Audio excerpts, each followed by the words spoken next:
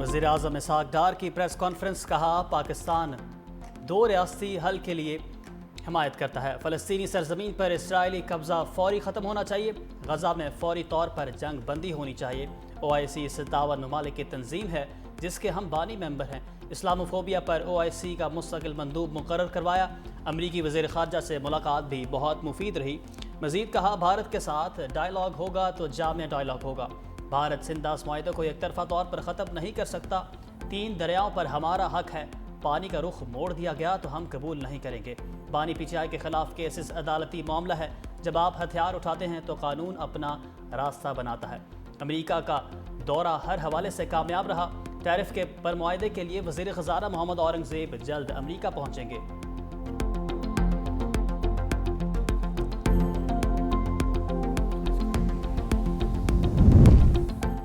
पाकिस्तान का गज़ा में मुस्तकिल जंग बंदी और खुराक की फराहमी का मुतालबा। नायब वज़ीर-ए-आज़म इसहाक डार का फ़लस्तीन के 2 रियासी हल के हवाले से जनरल असम्बली के इजलास से खिताब। कहा, आज का गज़ा इंसानी हकूक़ के कवानीन का कब्रिस्तान है। गज़ा में मुस्तकिल जंग बंदी और खुराक की फराहमी यकीनी बनाई जाए।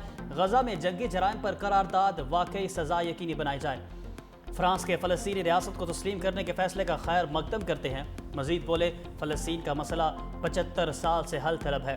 गज़ा में इंसानियत के खिलाफ जराइम का सिलसिला बंद किया जाए। फ़लस्तीन का मसला हल ना होना सिर्फ सियासी नाकामी नहीं बल्कि और भी वजूहात है।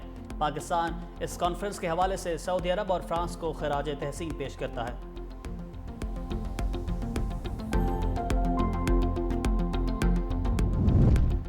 गज़ा के लोग इंतहाई दर्दनाक सूरत हाल का शिकार है। मौजूदा तनाज़ा खित्ते को गैर मुस्तहकम कर रहा है। न्यूयॉर्क में फ़लस्तीन के 2 रियासी हल के हवाले से अक़वाम मुत्तहिदा की कॉन्फ्रेंस से सेक्रेटरी जनरल अंतोनियो गुतरस का खिताब।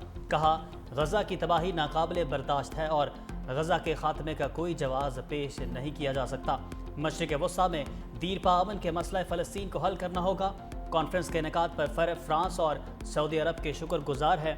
फ़लस्तीनी मंदूब ने अपने खिताब में कहा कि हम अपना इलाका नहीं छोड़ेंगे। आलमी बरादरी मसला फ़लस्तीन के हल के लिए अपना किरदार अदा करे।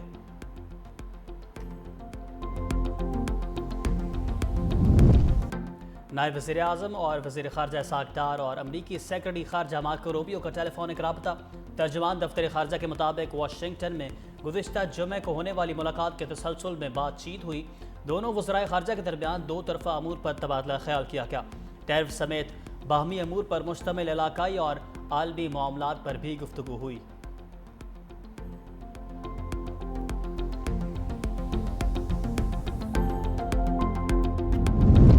अमेरिका ने फ़लस्तीन के 2 रियासी हल के लिए अक़वाम मुत्तहिदा की कॉन्फ्रेंस मुस्तरद कर दी। तर्जुमान अमरीकी महकमा ख़ारजा के मुताबिक अक़वाम मुत्तहिदा न्यूयॉर्क सिटी में 2 रियासी हल पर गैर नतीजा खेज़ और गलत वक्त पर मुनक़िद होने वाली कॉन्फ्रेंस की मेज़बानी करेगा।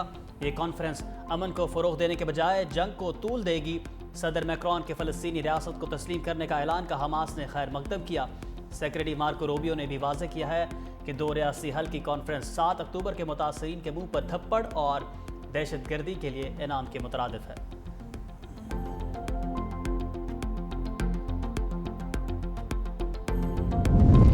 फ़लस्तीन के 2 रियासी हल का कोई मुतबादिल नहीं। फ्रांसीसी वज़ीर ख़ारजा का कहना है कि सिर्फ 2 रियासी हल ही इसराइलियों और फ़लस्तीनियों की अमन की और सलामती के साथ रहने की जायज़ ख्वाहिशात का जवाब देने में मदद करेगा। इसराइल ने लातादाद बार इस बात का इयादा किया है कि वो 2 रियासी हल पर कोई अमल नहीं होगा।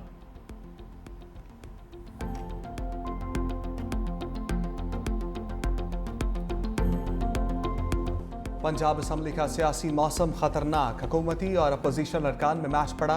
पहले सख्त जुमलों का तबादला, फिर खालिद निसार डोगर ने हसन रियाज को थप्पड़ जड़ दिया। दोनों जानिब से अरकान पेच बचाव कराते रहे। कायम मकाम स्पीकर मलिक ज़हीर इकबाल ने अमन कायम करने की सदाएं बुलंद की। किसी ने एक ना सुनी। ईवान असम्बली कम और अखाड़ा ज्यादा नजर आया।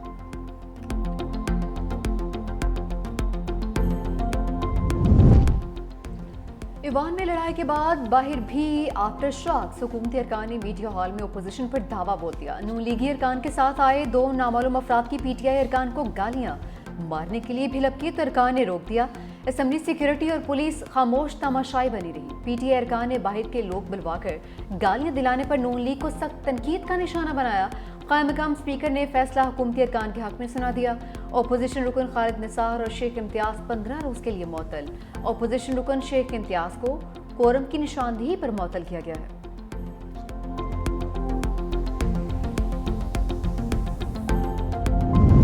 तहरीक इंसाफ को पार्लिमानी महाज पर बड़ा धचका। इंसदाद दहशतगर्दी अदालत से सजा के बाद अरकान की मुअत्तली। इलेक्शन कमीशन ने पीटीआई के 3 अरकान पार्लियामेंट को नाअहल करार दे दिया। सेनेटर एजाज चौधरी, एमएनए मोहम्मद अहमद चट्ठा और opposition leader Punjab assembly Ahmad Khan Bhachar नाअहल करार। इलेक्शन कमीशन ने नोटिफिकेशन जारी कर दिया। नाअहल अरकान को अदालतों ने 10-10 साल कैद की सजा सुनाई थी।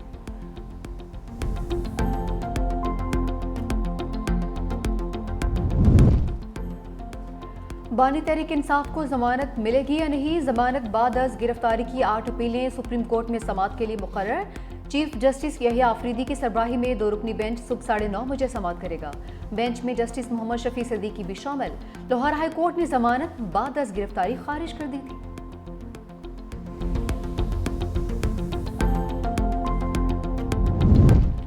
छब्बीसवीं तरमीम की शक्ल में आइन पर हमला हुआ। जिन लोगों ने प्रेस कॉन्फ्रेंस की वो पाक हो गए। सलमान अकरम राजा की मीडिया से गुफ्तगू, कहा अगर आइन और कानून के मुताबिक अदालतें चली तो फैसले कायम नहीं रह सकते। 5 अगस्त को किसी एक मुकाम पर इकट्ठा नहीं होना, हर जगह पर एहतजाज करना है और आवाज़ बुलंद करनी है।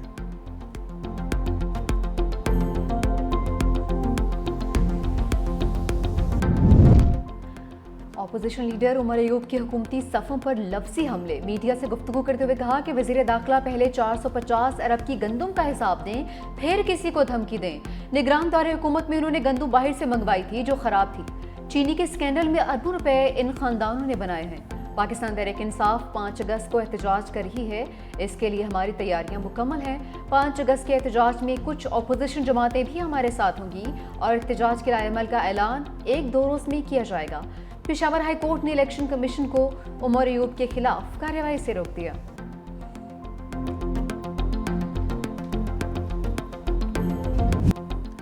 साबिक भारतीय वज़ीर दाखिला ने मोदी को पहलगाम ड्रामा बेनकाब कर दिया। पी चिदम्बरम ने बेबुनियाद इल्ज़ामात से पाकिस्तान को बरी-उज़्ज़मा करार दे दिया। इंटरव्यू में तहलका खेज़ इंकशाफ कर डाले। बोले वाक़े में पाकिस्तान के मुलविस होने का कोई सबूत मौजूद नहीं। हमलावर भारतीय शहरी थे, भारत के अंदर ही तरबियत हासिल की। बगैर सबूत फ़र्ज क्यों किया जा रहा है हमलावर पाकिस्तान से आए? अगर ऐसा है तो सबूत क्यों नहीं पेश किए? अब तक ना तो हमलावरों को शनाख्त किया गया, ना ही कोई वाज़ेह गिरफ्तारी सामने आई। मकबूजा कश्मीर के सियाती मकाम पहलगाम में अप्रैल में होने वाले हमले में 26 अफराद हलाक हुए थे। पाकिस्तान ने पहलगाम हमले की शदीद अल्फाज में मजम्मत की थी। भारत को शफाफ और मुश्तरका तहकीकात की भी पेशकश की थी। मोदी सरकार ने पाकिस्तान की पेशकश कबूल करने के बजाय जारहियत का irतकाब किया। पाक अफवाज ने ऑपरेशन सिंदूर के बदले ऑपरेशन बुनियानुल मरसूद से मुंह तोड़ जवाब दिया था। ऑपरेशन सिंदूर भारतीय लोकसभा में भी पिट गया। भारतीय वजीर दिफा राजनाथ सिंह की अनोखी मंतिक, कहा पाकिस्तान ने जंग रुकवाने के लिए भारत की मिन्नतें की। राहुल गांधी ईवान में अपनी नशिस्त पर खड़े हो गए। बोले अगर मिन्नतें की तो आप हमले रोकने के लिए तैयार कैसे हो गए? कांग्रेस रहनुमा गौरव गोगोई के मोदी सरकार से सवाल पूछा। पाकिस्तान ने घुटने टेके तो जंगबंदी क्यों की? किसके सामने झुके? किसके सामने सरेंडर किया? हुकूमत बताए हमारे कितने तैयारे गिरे?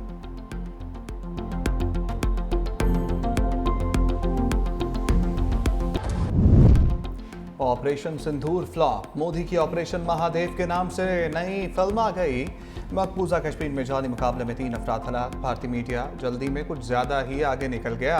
मुकाबले से पहले हलाक अफराद को दहशतगर्द और पाकिस्तानी करार दे दिया। भारतीय पार्लियामेंट में पहलगाम ऑपरेशन पर बहस के आगाज से पहले ड्रामे पर सवालात उठ गए।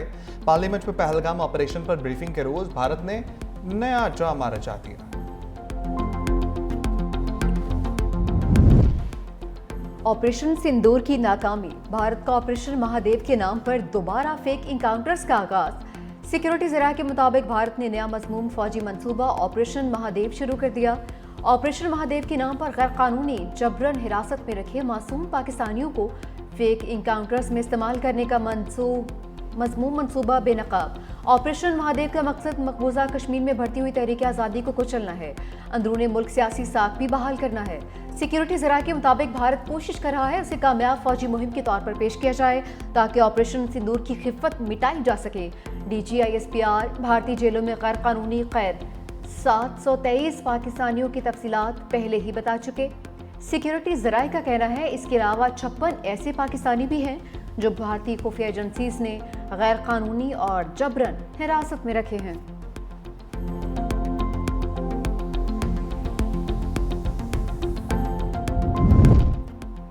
पाक भारत सीज फायर ना कराते तो यह दुनिया की सबसे बड़ी जंग होती।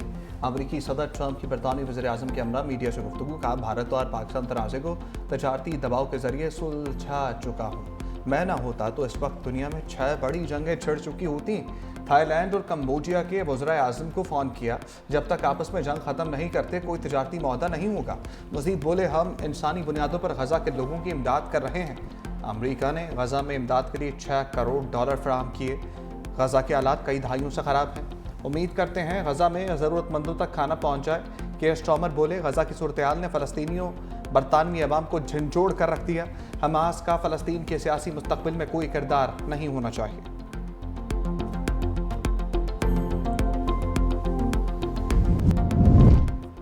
अल यमीन गंडापुर को अदालत से आरजी रिलीफ मिल गया।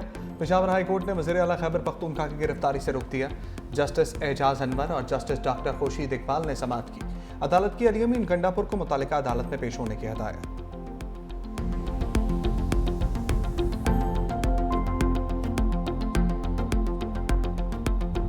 पंजाब में बारिश के बाद हब्स ने पसीने छुड़वा दिए। मानसून बारिशों का 5वीं स्पेल का आगाज। लाहौर में कहीं हल्की कहीं तेज बारिश। जंग में दरियाए चनाब में तुगयानी से 10 देहात ज़ेर आब आ गए। सैलाबी पानी वसी रकबे पर खड़ी फसलों और आबादियों में दाखिल। राब्ता सड़कें ज़ेर आब आ गईं। राजनपुर में भी फसलों को नुकसान पहुंचा। हाफिजाबाद में भी दरियाए चनाब के गिर्द कटाव में इजाफा। मुतादिद देहात की सैकड़ों एकड़ ज़रिए राजी दरियाबुर्द हो गई। दूसरी जानिब दरिया सिंध का बड़ा सैलाबी रेला तोंसा से डीजी खान की हदूद में दाखिल। ज़िले इंतजामिया अलर्ट।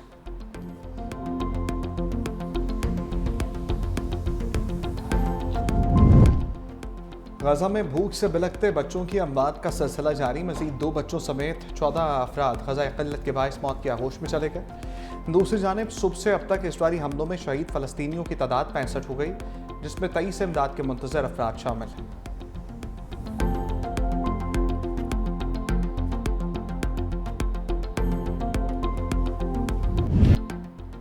गज़ा में भूख से निढाल फ़लस्तीनियों पर इसराइल के हमले जारी। सियोनी हुकूमत का रोज़ाना 10 घंटे फ़ौजी कार्रवाइयाँ रोकना नाकाफ़ी करार।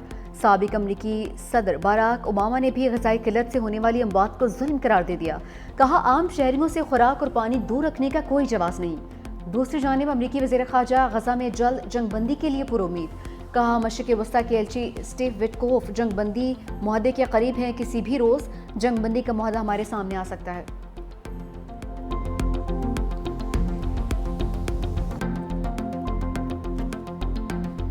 कम्बोडिया और थाईलैंड के रहनुमा जंगबंदी पर मुत्तफिक हो गए। मीडिया रिपोर्ट्स के मुताबिक जंगबंदी मुकामी वक्त के मुताबिक रात 12 बजे से नाफिज होगी। ये मुज़ाकरात मलेशिया की सालसी में वज़ीर आज़म अनवर इब्राहिम की रहायशगाह पर हुए। दोनों ममालिक के रहनुमाओं ने प्रेस कॉन्फ्रेंस के जरिए जंगबंदी का ऐलान किया। कम्बोडिया के रहनुमा ने जंगबंदी पर मावनत पर अमरीकी सदर डोनाल्ड ट्रंप, मलेशियन वज़ीर आज़म और चीनी हुकूमत का शुक्रिया अदा किया। थाईलैंड और कम्बोडिया के रहनुमाओं ने मीडिया के सामने हाथ भी मिलाए।